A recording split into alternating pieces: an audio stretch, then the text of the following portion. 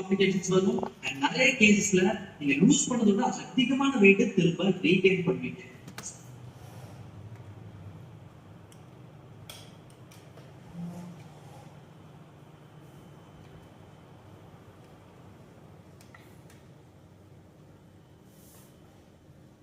Carbohydrates நம்ம வந்து குண்டாக்கிறோம் அப்படின்னு நம்ம வந்து கேள்விப்பட்டிருப்போம். மெயினா அரிசி, நம்ம ஊர்ல அரிசி ரைஸ் சாப்பிட்டா நம்ம குண்டாயிருவோம். மெயினா இந்த கார்போஹைட்ரேட் சாப்பிட்டா குண்டாயிரும்னு இந்த ப்ரொபோசன் வந்தது இந்த ஹைலி அனிமல்ஸ் கன்சியூம் பண்ற community. So animal based cult, இந்த கார்னிவோர் டயட். ஸோ இவங்கெல்லாம் வந்து அதுக்கு முன்னாடியிலேருந்தே கொஞ்சம் இந்த கார்போஹைட்ரேட் இன்சுலின் மாடல் அப்படின்னு உண்டு. So according to this model என்னன்னா, நீங்க கார்போஹைட்ரேட் அதிகமாக கன்சியூம் பண்ணும்போது ஆட்டோமேட்டிக் இது வந்து கரெக்ட் தான், இன்சுலின் வந்து உங்களுக்கு வந்து ஸ்பைக் ஆகும். ஸோ கார்போஹைட்ரேட் ஏன்னா அது வந்து சுகரை வந்து கொண்டு போய் சேர்க்கணும். ஸோ இந்த இன்சுலின் அதிகமாகும் போது இன்சுலினோட ஒரு மெக்கானிஸ்டிக் ஆக்ஷன் என்னன்னா, ஃபேட் ஆக்சிடேஷன் வந்து இது வந்து ஸ்டாப் பண்ணும். ஸோ ஃபேட்டை எனர்ஜியா யூஸ் பண்றது வந்து ஸ்டாப் பண்ணும். ஏன்னா குளுக்கோஸ் தான் நமக்கு அதிகமாக இருக்கு.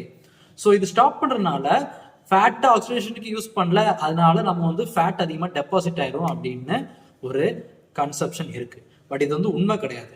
இது வந்து உண்மைதான், இந்த ப்ராசஸ் எல்லாமே உண்மைதான். ஆனா அந்த ஃபேட் இதனால கொண்டு போடுது, கொழுப்பு போடுது அப்படின்றது போய்.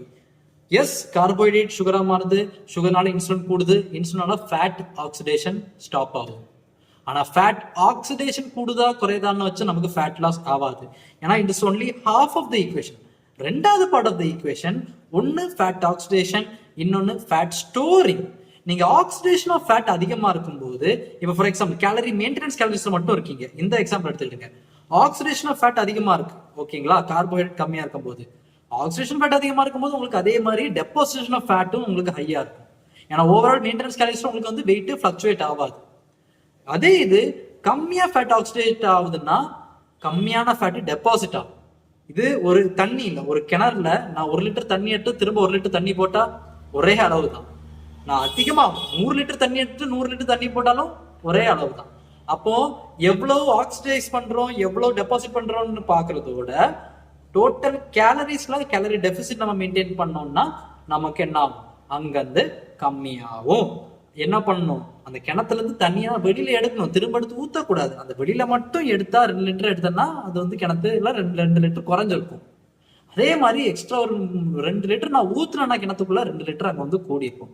இதுதான் concept. So it all depends on calorie deficit and calorie surplus. நீங்க கார்போஹைட்ரேட் சாப்பிடறனால இனர்ட்லி ஆர் இன்ஹெரண்ட்லி நீங்க வந்து இன்சுலின் ஸ்பைக் ஆகி ஃபேட் டெபாசிஷன் ஆக்சிடேஷனால நீங்க வந்து குண்டாக மாட்டீங்க.